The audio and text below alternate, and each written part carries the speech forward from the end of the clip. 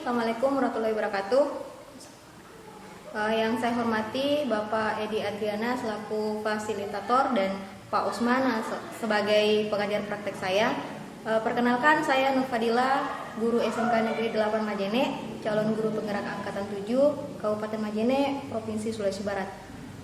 Pada kesempatan kali ini saya akan mempraktekkan coaching untuk supervisi akademik bersama rekan sejauh saya, Ibu Fitriani. Dalam coaching untuk supervisi akademik itu ada 3 tahap yang akan dilakukan. Yang pertama pra-observasi, tahapan observasi, dan yang terakhir itu adalah pasca observasi. Nah, dalam kesempatan kali ini yang kita akan lakukan yaitu praktek pra-observasi. Jadi untuk mengefisienkan waktu, langsung saja ya Bu Fit. Assalamualaikum warahmatullahi wabarakatuh Bu Fit. Waalaikumsalam warahmatullahi wabarakatuh Bu Dila. Bagaimana kabarnya hari ini Bu? Alhamdulillah baik Bu Dila. Ya, alhamdulillah ya. Maaf ya Bu, menyita waktunya sedikit. Nah, seperti yang saya sampaikan sebelumnya Bu, saya akan melakukan observasi di kelasnya Ibu Fit. Ya. Nah, terus tapi sebelum melakukan observasi itu ada tahapan pra-observasi, di mana pada tahapan pra-observasi itu tujuannya untuk mengetahui sejauh mana kesiapan Ibu Fit untuk melakukan pembelajaran. Nah, kalau boleh tahu Ibu Fit, kelas yang Ibu Fit akan ajarkan untuk saya observasi itu di kelas berapa ya Bu? Kelas 10 multimedia Bu. Oh, kelas 10 multimedia ya. Dengan mata pelajaran dan materi apa Bu? Mata pelajarannya simulasi dan komunikasi digital. Materinya itu praproduksi. Oh, praproduksi ya. Nah, dari percakapan yang kita lakukan hari ini, apa harapan Ibu Fit nanti ke depannya? Harapan saya melalui kegiatan kita ini kita bisa sharing ilmu. Ibu Dila bisa sharing ilmu yang didapatkan dari CGP kepada saya, dan lebih intinya itu saya berharap melalui kegiatan ini kemudian hari saya bisa memperbaiki metode pembelajaran saya di kelas. Oke. Jadi Ibu Fit mengharapkan bisa sharing pengetahuan ya Bu ya, berbagi pengalaman, terus ya berharap memang kedepannya proses pembelajaran kita bisa lebih baik lagi. Oke. Terus tadi Ibu menyampaikan juga bahwa materi yang akan Ibu ajarkan itu tentang praproduksi. Nah, pada mata pelajaran simulasi dan komunikasi digital. Nah, kalau boleh tahu tujuan pembelajaran yang ingin Ibu capai itu apa ya Bu? Untuk tujuan pembelajaran materi kali ini itu dengan pendekatan saintifik, dengan model discovery learning, kemudian metode tanya jawab, ceramah, dan diskusi.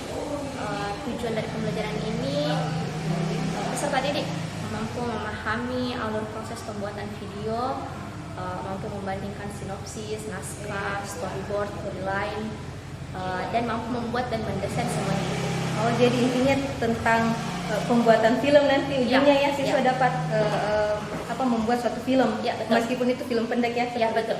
Oke, tujuan pembelajarannya seperti itu. Jadi, nah di sini kan tentunya Ibu Fit juga sudah melakukan beberapa persiapan terkait dengan pembelajarannya.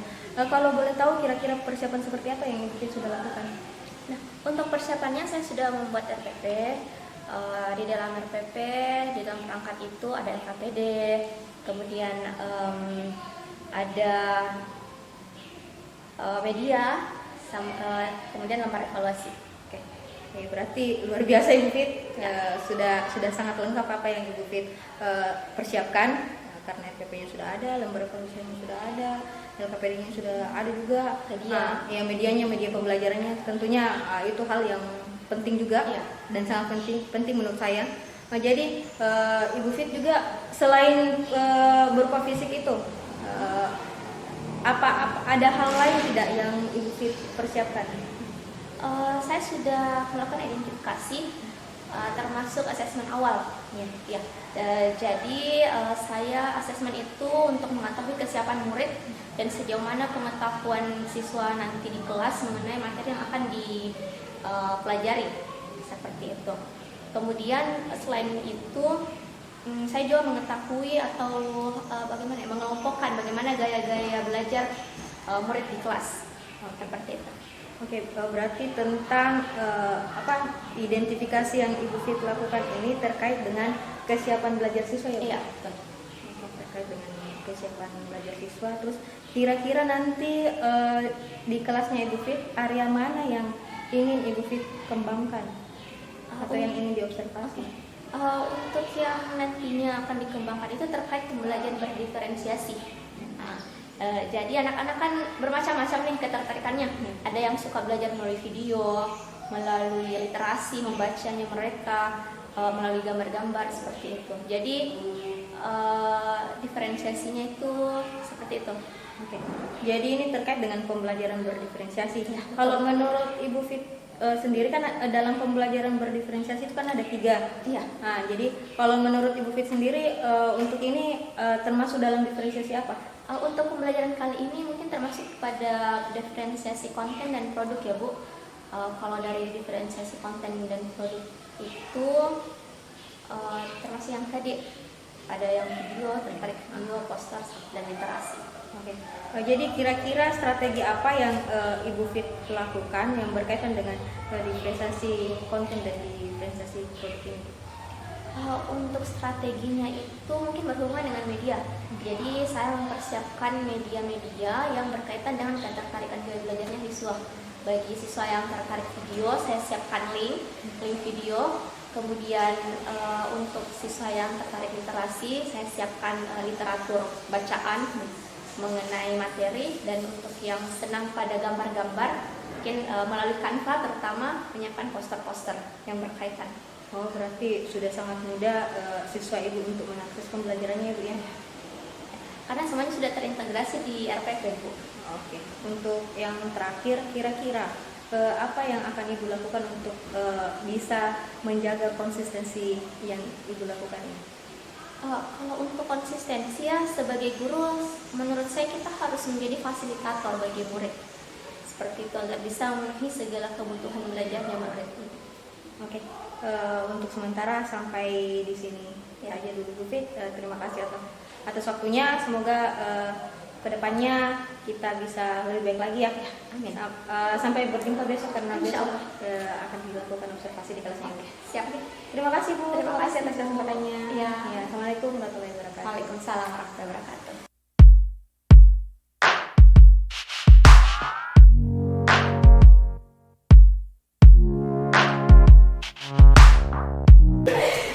Berdiri siap. Beri salam kepada ibu guru kita. Assalamualaikum warahmatullahi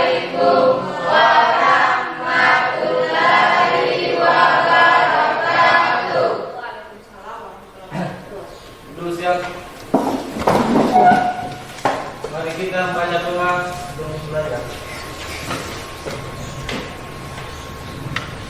Doa selesai. Baik anak-anak, Assalamualaikum warahmatullahi wabarakatuh. Waalaikumsalam warahmatullahi wabarakatuh. Bagaimana kabarnya hari ini? Baik. Alhamdulillah. Ada teman yang sudah hadir? Ayo. Askar kenapa? Sakit. Sakit. Cuma sekali ya yang tidak hadir? Ibu. Sudah berapa hari? Sakit pulang. Dari ibu? Iya. Tidak? Wah, ini harus dijenguk ini kalau ada teman yang sakit. Ya, jadi setelah habis pulang sekolah, silahkan ke rumahnya teman kita untuk menjenguk, sekalian kita mendoakan semoga cepat sembuh ya. Oke. Baik, hari ini kita belajar apa ya? Baik, minggu lalu kita sudah mempelajari materi mengenai teknik pengambilan gambar, ya. Nah, untuk minggu ini, pertemuan kali ini kita akan lanjut ke materi alur proses produksi. Nah, sebelum kita masuk ke dalam materi ini, kalian harus tahu apa sih tujuannya, apa sih hasil akhir yang akan kalian dapatkan setelah mempelajari materi ini. Nah, di presentasi di depan sudah tercantum tujuan pembelajaran kita. Nah, jadi secara intinya seperti ini. Melalui materi ini nanti kalian akan membuat sebuah proyek, karena pembelajaran kita berbasis project learning. Nah, kalian akan membuat sebuah project di akhir, yaitu sebuah film. Tapi sebelum kita mulai melakukan take video atau pengambilan gambar untuk membuat film tersebut, kalian harus membuat naskah. Mungkin di pelajaran bahasa Indonesia kalian pernah melakukan lakon drama. Nah, sebelum kita melakukan lakon drama kan kita harus membuat percakapannya dulu kan. Sama seperti di film. Sebelum kita melakukan take video, sebelum kita melakukan syuting, kita harus membuat naskah. Kita harus membuat storyboard dan kita harus membuat storyline. Kesemuanya ini harus ada sebelum kita melakukan pengambilan gambar. Sampai sini bisa dipahami ya? Oke, baik. Nah, kita langsung ke inti ya.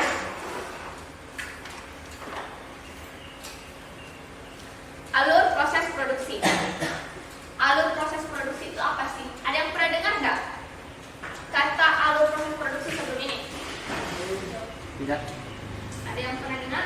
Kalau kata produksi, pernah dengar? Pernah. Oke, menurut kalian produksi itu apa? Alur. Apa? Ada yang bisa? Menurut kalian produksi itu apa? Pembuatan. Pembuatan. Oke. Kalau alur, alur itu apa? Jalan, ya, atau tahap-tahap, ya. Oke.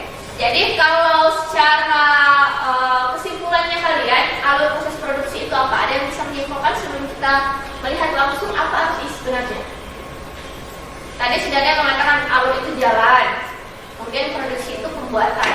Ada yang bisa menyimpulkan apa itu alur proses produksi? Tahap-tahap. Ya, apa? Tahap-tahap pembuatan. Oke, tahap-tahap pembuatan. Jadi apa saja yang mau dibuat ya tergantung nanti konteksnya ya. Jadi alur proses produksi itu tahap-tahap pembuatan menurut anak-anak sekalian. Kita lihat. Jadi alur proses produksi multimedia dapat diartikan sebagai suatu urutan proses menciptakan hasil produk multimedia. Nah, dalam hal ini produk multimedia yang akan kita buat tadi adalah apa tadi yang disampaikan? Apa yang akan kita buat nanti? Film, ya. Jadi film ini yang menjadi produk multimedia yang akan kita buat. Nah, tahap-tahapan ini harus diketahui, dipelajari dan dilakukan oleh semua pihak.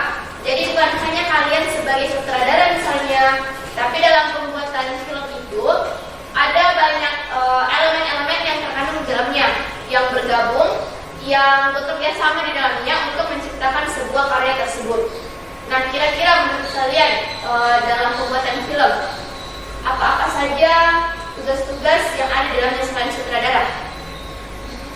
Iya, orang-orang yang terkait di dalamnya. Aktor, apa lagi? Artis, pemeran pembantu, orang-orang di belakang layar. Ada yang tahu istilah-istilahnya? Selain sutradara, kalau yang artis-artis kan yang di depan layar. Nah, kalau yang di belakang layar, seksi konsumsi, oke. Kameramen. Ada lagi? Kru. Ya, banyak ya. Ada floor director, ada produser. Produser ini tidak bisa jalan sebuah proses pembuatan film kalau tidak ada produsernya. Karena produser ini yang membiayai semua jalannya proses produksi tersebut. Nah, sutradara, membuat naskah atau penulisnya, itu juga adalah elemen-elemen yang penting dalam pembuatan film. Nah, ini alurnya apa saja? Ini alurnya ada 3. Jadi ada praproduksi, ada produksi, dan ada pasca produksi. Nah, di awal seperti yang Ibu bilang tadi, kita harus membuat naskah, storyline, dan storyboard. Dan 3 ini itu berada di tahap praproduksi. Nanti pada saat pengambilan gambar itu berada di tahap produksinya beserta editing. Setelah pengambilan gambar kan akan ada editing. Setelah editing itu akan ada rendering. Rendering itu proses pembuatan dari file editing menjadi file film atau file video. Dan evaluasinya itu berada di pasca produksi. Baik, tadi kita sudah selesai membahas mengenai materi alur-alur proses produksi. Nah, apa yang akan kita buat di atas, seperti di awal Ibu sudah sampaikan tadi, kita akan membuat film. Kita akan membuat sebuah film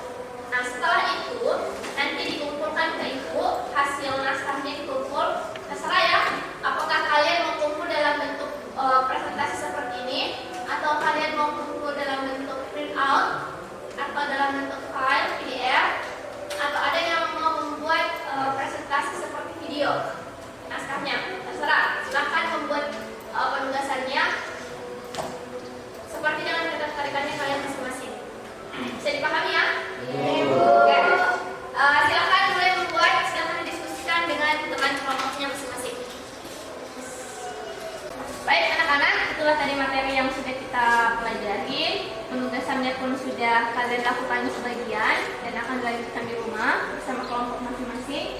Nah, sebelum kita mengakhiri pelajaran hari ini, ada yang bisa memberikan kesimpulan materi hari ini? Silakan angkat tangan. Oke, Wardi, silakan.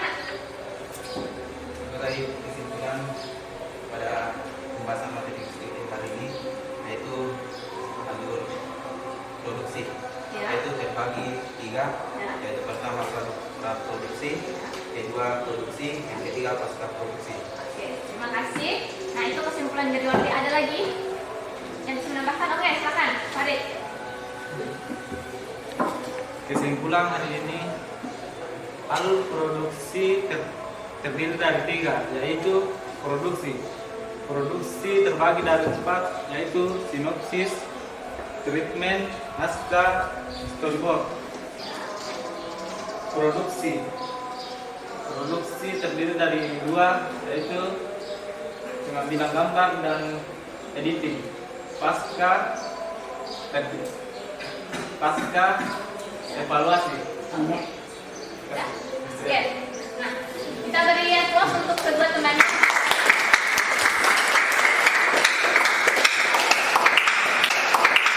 Jadi itulah kesimpulan dari teman-teman kalian mengenai materi hari ini. Nah, untuk di rumah silakan dilanjutkan tugasnya. Setelah ini pelajaran apa lagi? PKK. Oke. Sambil menunggu gurunya, silakan dikerjakan tugasnya yang bisa dikerjakan. Kalian harus tetap semangat, ya. Jangan kendor semangat untuk terus belajar. Ingat tanggung jawab kita sebagai siswa. Tujuan kalian untuk bersekolah, melanjutkan pendidikan, agar kalian tetap semangat terus belajar, ya. Jangan pandang lokasi ya, di sekolah belajar, di rumah tidak belajar. Dimanapun akan ada kesempatan untuk belajar, ya. Baik, nah untuk minggu depan, untuk pertemuan selanjutnya, kita akan melanjutkan ke proses produksinya setelah kalian menyelesaikan tugas yang sudah diberikan tadi, ya. Baik, sebelum mengakhiri, silahkan Aris untuk memimpin doa setelah belajar. Doa dimulai.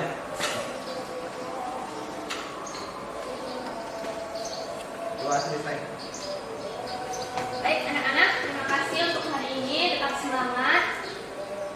Demikian, Assalamualaikum warahmatullahi wabarakatuh. Waalaikumsalam warahmatullahi wabarakatuh.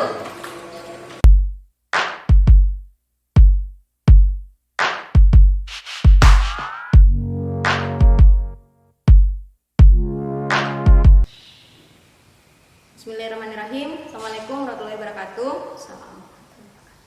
Pada kesempatan kali ini kita akan melakukan salah satu tahapan dari coaching untuk supervisi akademik. Karena kan sebelumnya kita sudah melalui 2 tahapan, yaitu tahapan pra-observasi dan tahapan observasi beberapa minggu yang lalu, ya. Nah, untuk saat ini kita masuk ke tahapan yang terakhir, yaitu tahapan pasca observasi. Oke, dari tahapan ini pasca observasi ada beberapa hal yang ingin saya tanyakan kepada Ibu Fit selaku guru yang kemarin sempat saya observasi di kelasnya. Namun sebelumnya itu saya ingin menyampaikan bahwa ada beberapa catatan yang saya sempat catat pada saat observasi. Tapi secara keseluruhan dari kegiatan pembelajaran yang Ibu Fit lakukan kemarin itu semuanya sudah sesuai dengan rencana pembelajaran yang Ibu Fit sudah susun, sesuai dengan strateginya juga sudah tampak. Kan kemarin Ibu merencanakan area pengembangan yang ingin yang ingin dikembangkan di kelasnya Ibu itu tentang pembelajaran berdiferensiasi, ya. Terkait dengan diferensiasi konten dan produk seperti itu, Ibu Fit. Oke, secara keseluruhan kemarin dari pengamatan yang saya lakukan, hasil observasinya itu alhamdulillah sudah memenuhi, meskipun ada beberapa hal yang Ibu Fit menurut saya pribadi untuk kedepannya bisa lebih ditingkatkan lagi. Oke, untuk pertanyaan pertama yang ingin saya tanyakan kepada Ibu Fit, selama melakukan atau melaksanakan pembelajaran, apa saja yang menjadi hambatan atau kendala yang Ibu Fit hadapi? Untuk kendala dalam pembelajaran, sepertinya kendalanya dalam mengkondisikan siswa, terutama dalam ini membagi kelompok. Biasanya kan kalau kita guru ini membagi kelompok itu ada beberapa pertimbangan, sedangkan para peserta didik biasanya ingin sekelompok dengan teman-teman terdekatnya. Nah, kadang di situ siswa sulit untuk dikondisikan. Walaupun diberikan penjelasan seperti ini, tapi masih ada beberapa misalnya yang tidak bisa menerima seperti itu. Selain itu, karena mata pelajaran yang saya ampuh ini adalah salah satu mata pelajaran C1 yang notabene untuk literatur atau referensi-referensinya itu masih terbatas, jadi kadang terkendala di hal tersebut juga. Oh, jadi ada 2 poin penting ya Bu. Ya. Yang pertama itu untuk pengelompokan siswanya, yang kadang siswa yang masih belum menerima dengan keputusan itu. Terus yang kedua tentang mengenai literatur materi, Referensinya. keterbatasan ya, Iya. keterbatasan referensi. Oke, untuk selanjutnya apakah Ibu sudah merasa puas atau seperti apa gambarannya Ibu selama melakukan pembelajaran ini? Untuk perasaan puas sepertinya tidak ada ya. Kita dalam sharing dengan siswa, berbagi ilmu, berbagi pengetahuan, untuk kepuasan sepertinya tidak ada, karena setiap pertemuan, setiap pembelajaran kita selalu mengharapkan perubahan-perubahan ke depannya untuk lebih baik lagi, khususnya bagi para siswa. Tetapi dalam sebuah pembelajaran yang sudah saya lakukan, apabila misalnya di akhir pembelajaran para siswa dominan menguasai, menyerap apa yang sudah di-share ke para siswa, itu sebuah kepuasan tersendiri atau kebahagiaan. Tujuan pembelajaran yang ingin kita capai akhirnya bisa tercapai di akhir pembelajaran. Itu intinya. Iya. Intinya terwujudnya tujuan pembelajaran yang sudah disusun sebelumnya. Iya. Ya, seperti itu. Oke. Untuk selanjutnya, ketika Ibu melakukan proses pembelajaran, hal-hal positif apa yang telah Ibu lakukan di dalam kelas? Untuk hal positif mungkin ada poin yang setiap pertemuan hampir saya sampaikan kepada siswa, kepedulian terhadap sesama peserta didik. Karena walaupun misalnya kita sebagai guru sering memberikan motivasi dan semangat kepada siswa, kalau misalnya mereka memiliki lingkungan yang kurang bersahabat bagi mereka, mereka juga akan kurang bersemangat ya Bu untuk belajar di kelas. Jadi kepedulian sesama siswa itu sangat diperlukan. Kepeduliannya dengan cara menumbuhkan motivasi. Iya, betul. Untuk pertanyaan terakhir Bu dari saya, Ya. apa yang akan Ibu rubah untuk pertemuan selanjutnya atau pembelajaran selanjutnya? Untuk pribadi ya Bu, saya merasa persiapan bahan ajar harus lebih matang untuk saya persiapkan. Karena kan dalam mempersiapkan bahan ajar ini kita berarti mempersiapkan jalannya proses pembelajaran yang baik. Para siswa kan berbeda kebutuhannya nih Bu. Jadi kebutuhan-kebutuhan siswa yang sudah kita identifikasi di pertemuan-pertemuan sebelumnya, itu kita jadikan pegangan atau referensi untuk menyediakan bahan ajar yang lebih dibutuhkan lagi untuk siswa. Jadi insya Allah kedepannya, karena sebelum melakukan pembelajaran Ibu melakukan identifikasi, terlihat dari untuk mengetahui kebutuhan belajarnya siswa, profil belajarnya siswa, gaya belajarnya siswa.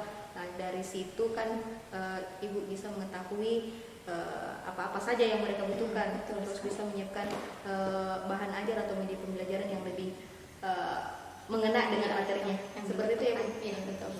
Oke, untuk pertanyaannya sudah selesai semua. Semoga kedepannya kita bisa bertemu lagi, Bisa sharing ya Bu? bisa sharing, berbagi ilmu atau berbagi informasi dalam segala hal untuk meningkatkan pembelajarannya siswa. Oke. Terima kasih atas kesempatannya Ibu Fit. Assalamualaikum warahmatullahi wabarakatuh. Waalaikumsalam.